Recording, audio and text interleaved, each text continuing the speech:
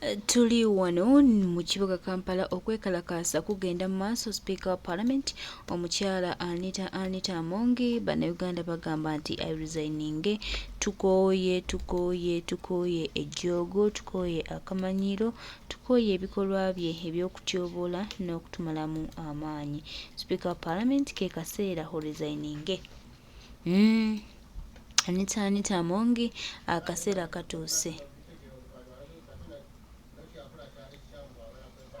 Bannansi bategedde, ensi ekutegedde, ensi ekutegedde. Speaker wa Parliament omukyala Anitah Amongi tukusaba odde ku bbali, tukooye ejjoogo lyo, tukooye n'akamanyiiro ko. Bino byonna by'oyagala okukola bannayuganda babimanyi era bannayuganda basituzza amaloboozi gaabwe. Speaker wa Parliament Anitah Amongi must resign. Okukalakasa kugenda mu maaso mu Kibuga Kampala. Abantu bagambye nedda ono omukazi buli wana tunamulekera eddembe n'asigala nga tukinaddeko agenda fuuka ekizibu, agenda kuzza ensi yaffe mu maziga, agenda kulaga nti bannange tetukyalina kye tuyinza kukola, naye tuyimuke wamu tubeeko ekyenjawulo, tukolere wamu tulabe nga Uganda yaffe etambula ng'egenda mu maaso. Tulina okukkiriza nti tukwataganira wamu era buli kimu kitambula nga bwe kirina otambula. Era tulina okukkiriza nti bwe tukwatagana wamu ne tukola eddoboozi limu ne tukola ekyenjawulo ne tulaba nga tutereeza eggwanga.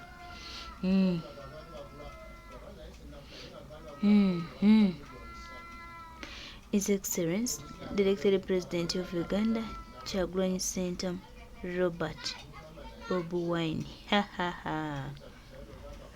Mama.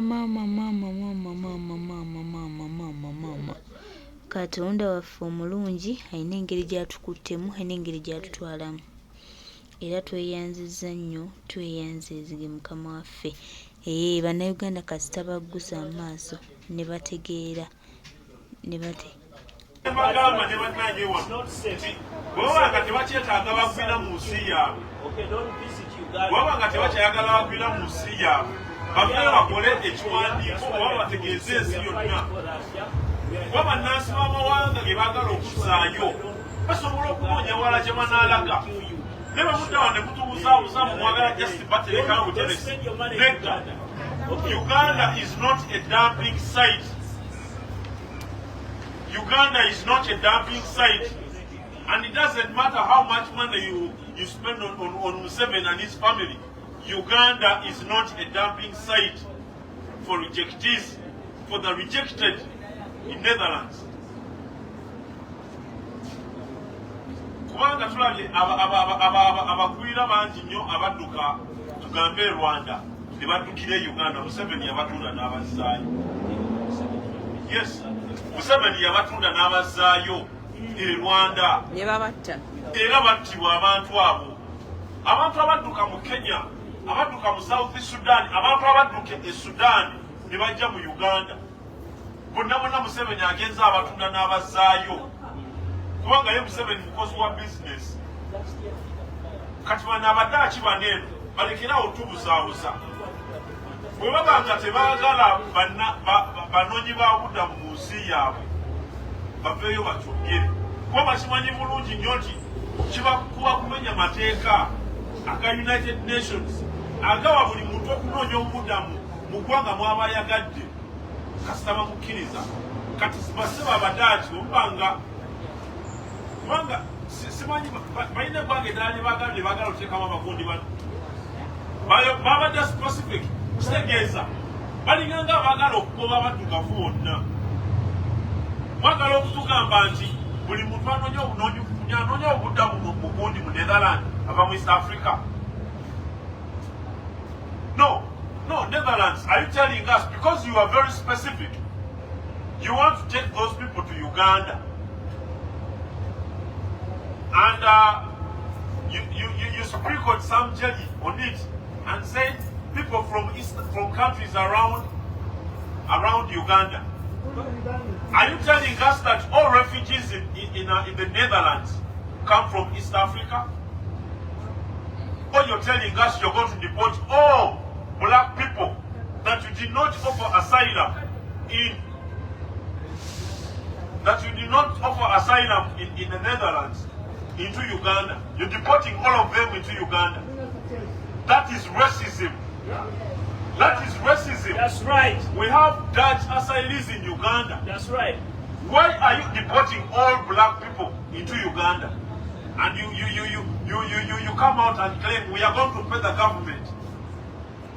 Use that money to plan for those people. You're literally telling the world that you don't want any more black people in the Netherlands. But I'm also telling you, Uganda is not a dumping site for you to dump whoever you've rejected, to dump all the black people into Netherlands. You can't. I mean, to dump all the black people from Netherlands into Uganda. Uganda is not a dumping site. Please, Uganda is not a dumping site. And I'm here to tell you, you are abusing human rights. No, and I'm actually not surprised that you're doing this.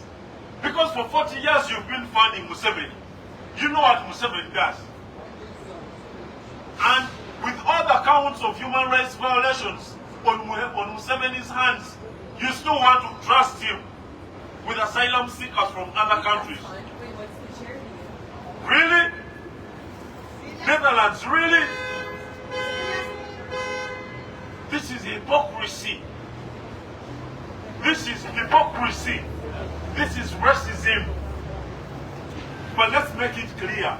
If you no longer want black people in Netherlands, just write, make it a statement, make it very clear. So those people don't have to trouble themselves going to Uganda, where they are going to be traded back to their countries, where they are going to be murdered, where they are going to be violated. Just make it simple. Tell the black people they are not welcome in the Netherlands.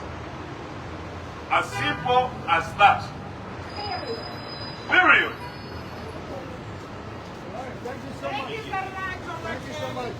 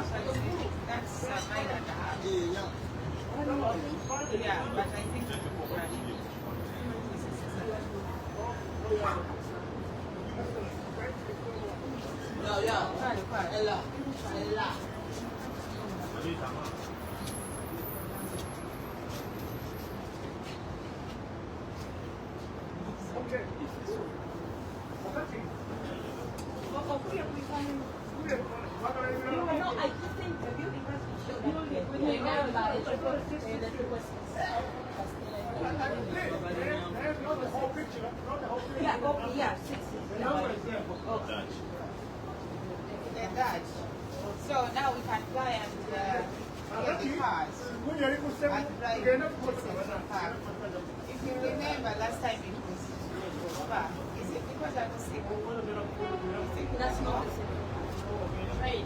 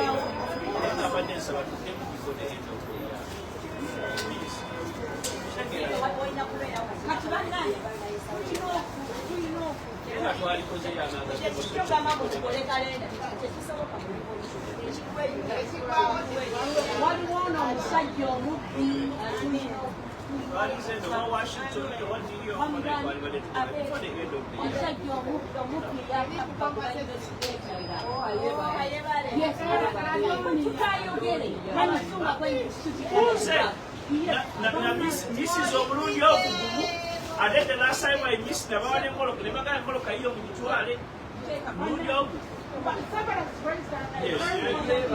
We need to come back for a year.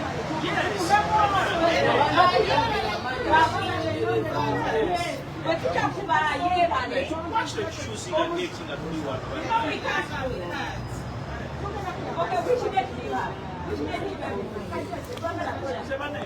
Bane mwebale nnyo mwebalire ddala tulabika nga tutuse ku ntandikwa y'enkomerero. Enkomerero tutandise tumaze. So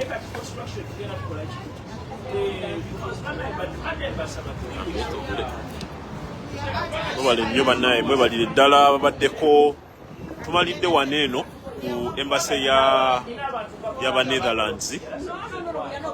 Then tugenda ku bagise batya kozi bagise batya gye tugenda ku Times Square. Yeah, tugenda ku Times Square sawa zino. Eyo teri kye tugenda kwekalakasizaayo, just tubeera wabeerayo masanyu gokka. Waliyo ebyokulaba bingi naye wawanvuko okuva wano, so simanyi oba n'abatuusaayo oba tubasiibulire waneeno kole tutya. Naye nga mbadde njagala bebazaako bwebaza bannaye mwebale kubeera nga buli tetubeera n'enteekateeka bwe ziti bane mujja ne mubeerako ne musharinga mutuwa ku magezi ate si ffe ffekka n'abakulu bannannyini platform eno kulunguye mubale nnyo mwebalire ddala bannaye. Tusiima Bongerwa, tusiimira ddala, tusiima Bongerwa. Abe mulaba katutandise okupaakinga era twolekedde bannaye, twolekedde.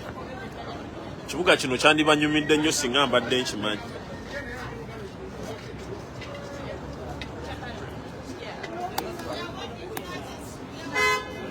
Kitegeera kale kansooke mmala okulaba plan bweyimiridde, oba tugenda ku Times Square oba tetugenda. Then bwe tuba tugenze ku Times Square ngenda batwalayo mulabe ekiriyo ku Times Square. Bwe tuba tetugenze ngenda basiibula.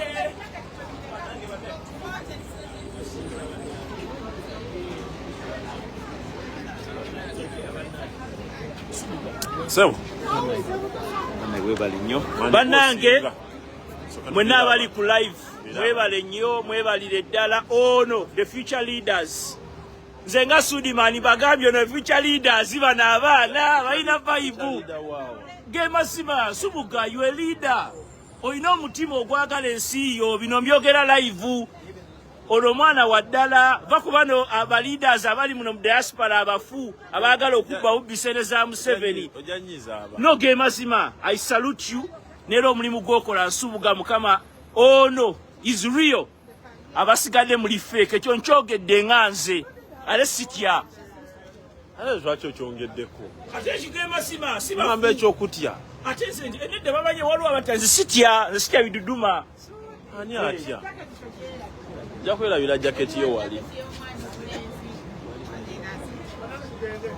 tugenda nina jaketi yo mu motoka sajijjamu nagirekamu. We are going back to the cars tugende ku Central Park 72nd Street and then from there we can disperse.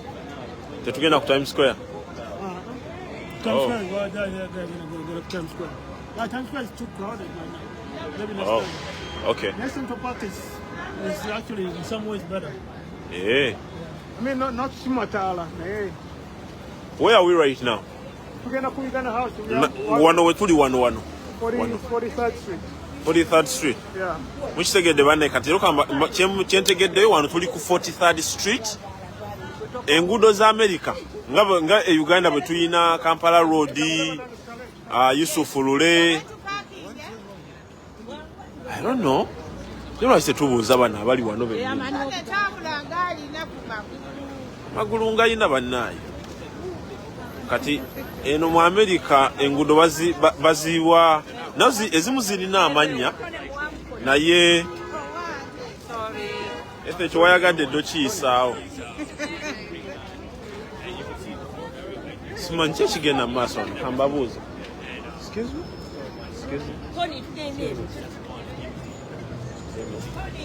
Me either. I don't know. Me don't know. Oh my God. Badde nkyabuuza. Okitegeera? Oh, ye New York.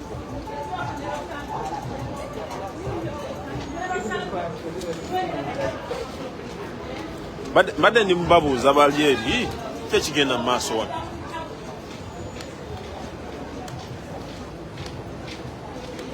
Ono kakaawo kayitako bwoti n'okawulira nga ke kali kennyini akava embaale.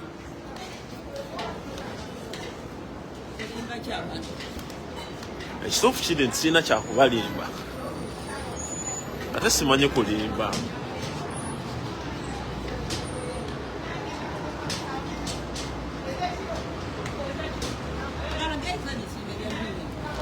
Era ebizimbe byembalaze kubanga makambalaga ebizimbe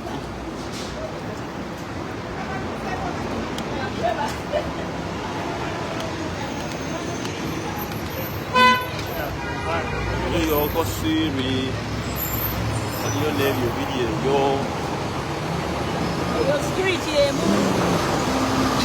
eno street emu kati eno bagiyita 3rd Avenue kwe tutambulira ffe naye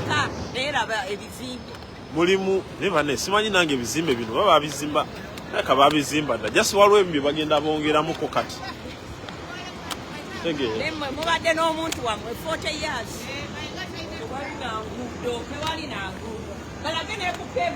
kati eno ye pharmacy so temusobola kulaba munda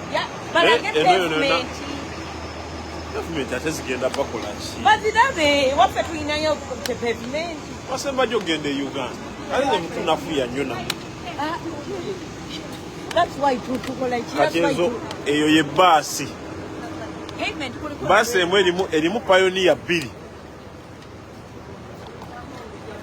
kirabi pavement eriko ne drainage so bino ebintu bino banne naffe tubyagala ewaffe amazzi enkuba bwetonnya tegabimba buno obugaali bwabuteekaawo si bwabwereere naye okakomyawo okawujja n'oka bayirawe kambabulyo kino abantu abasinga obungi mu New York ebitundu nga 95 ku buli 100 tebalina mamotoka gaabwe ga bwannannyini. Ekitegeera kati bakozesa zino public means kubanga oli munaffe abawangalira muno mugundi mu New York bagamba nti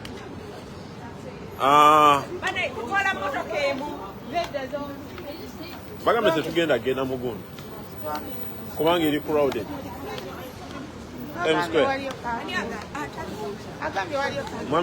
Mwami Yosefa akyusizza We are going to Central Park. Central Park. Auntie Agami very crowded. I don't think so. Chensembe okuwulira. Ali luda wayi. Ali eri maaso mami nga alina obwangu. So mbadde mbagamba. Mugundi wano mu New York abantu abasinga obungi tebalina mmotoka. Kati mu America wano, America eri wasigadde. Okubeera n'emmotoka si kya luxury mu Luganda kyeki. Luxury kugamba si kya bane ekigambo mu kinsusizeeko ekyo. Okubeera n'emmotoka tugambe Uganda osobola okusalawo okubeera n'emmotoka oba obutabeera na mmotoka. Kugamba oba olina oba tolina mmotoka osobola okumalako. Wano mu America mu bitundu ebisigadde ng'oggyeko New York emmotoka olina okuba nayo. Kubanga oba tolina mmotoka obulamu bukaluba. Naye ate mu New York nga New York yo obutaba na mmotoka ate obo okugamba kikutaasa nnyo. Kubanga emmotoka ya bbeeyi. Bane tetutuuse. Abeeno Fiona ndabanga abayitawo ffe.